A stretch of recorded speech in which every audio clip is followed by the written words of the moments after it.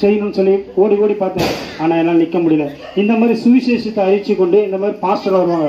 வருத்தப்பட்டு பாரம் சுமப்பொருளே, நீங்கள் எல்லோரும் என்னிடத்தில் வாருங்கள், நான் உங்களுக்கு இளைப்பாறுதலை தருவேன். அட என்னடா நம்ம பாரத்தை இவங்க எப்படி சுமப்பாங்க, நம்ம பாரத்தை எப்படி சுமப்பாங்கன்னு சொல்லுவேன். சாட்சி அப்படி கொண்டு வாழ்க்கையில் ஓடிக்கொண்டு இருந்தேன். ஆனால் நான் பெயிண்டிங் வேலை செய்யறதுக்கு முன்னாடி சினிஃபீல்டில் ஒரு டான்ஸ் மாஸ்டராக இருந்தேன். சினிஃபீல்டில் டான்ஸ் மாஸ்டராக இருந்து பெரிய பெரிய நடிகர்கள் கொண்டு வந்து என் ஸ்டேஜில் நாங்கள் ப்ரோக்ராம் பண்ணுவோம். பார்த்தீங்கன்னா அதில் அநேக வருமானங்கள் வந்தது. ஆனால் அந்த வருமானம்லாம் நிரந்தரம் இல்லை. அந்த வருமானத்தின் நிமித்தமாக சமாதானமே இல்லை. இந்த சின்னி ஜெயந்தி, சார்லி, கிங்காங்கு அண்ணனெல்லாம் கூப்பிட்டு வந்து ஸ்டேஜில் ப்ரோக்ராம் பண்ணுவேன். ஆனால் அதனால் வரக்கூடிய வருமானம்லாம் ஒன்றுமே இல்லைம்மா. சினிமா உலகத்துலேயும் போய் பார்த்துட்டேன், வருமானம் வரும், ஆனால் நிம்மதி இல்லை, அதில் சமாதானம் இல்லை. அதுக்கப்புறம் தான் விட்டு இந்த வாழ்க்கையை விட்டு நான் வெளியே வந்தேன். வாழ்க்கையை விட்டு வெளியே வந்ததுக்கப்புறம் சின்னதாக பெயிண்டிங் வேலை ஆரம்பித்தேன்.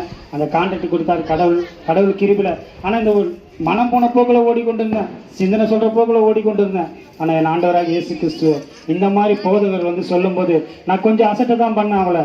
அட என்னடா அவங்க சொல்கிறாங்க, ஏதோ சமாதானன்றாங்களே, ஒரு ரட்சிப்புன்றாங்களே, இதெல்லாம் என்ன ஆகிட போகுது, எல்லாம் இவங்களுக்குன்னா வெளிநாட்டிலேருந்து பணம் வரும், அதை வச்சு இவங்க செய்யணும். ஆனால் உண்மையிலே சொல்கிறேம்மா, நான் ஒரு நேரத்தில் வெளியே இருந்து கேலி பண்ணுவேங்க.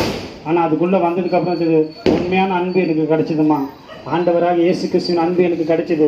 இந்த மாதிரி சகோதரோட அன்பு எனக்கு கிடைச்சது. அவங்க பேசுகிற ஒவ்வொரு வார்த்தையும் ஒரு அன்பும் இந்த பைபிளில் இருக்குதுமா. இந்த பைபிள் வார்த்தையின்படி ஆண்டவர் சொல்லுகிறார், இதே வழியும் சத்தியம் ஜீவனமா இருக்கிறது, நான் உன்னை விட்டு விலகுவதும் இல்லை, உன்னை கைவிடுவதும் என்று சொல்லுகிறார் ஆண்டவர். வாழ்க்கையில் எங்கே போகிறதுனே தெரியல, எவ்வளவோ போராட்டம்.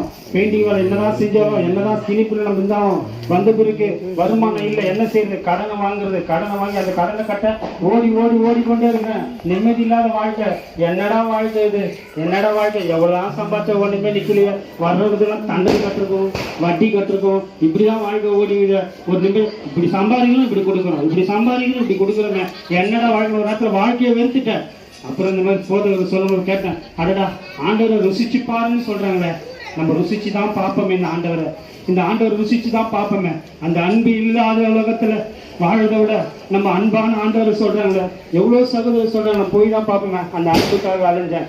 அதுக்கப்புறம் என்ன அறியாம அந்த ஆண்டவர் தேட ஆரம்பிச்சேன். ஒவ்வொரு நாளும் அந்த ஆண்டவர் தேட ஆரம்பிச்சேன். சொன்னாங்க, ஆலயத்துக்கு வாங்க தம்பி, நாங்கள் உங்களுக்காக ஜெபிக்கணும். ஆனால் அந்த அன்பு எனக்கு அங்கே கிடைச்சிருக்கு. ஆண்டவர் தேடி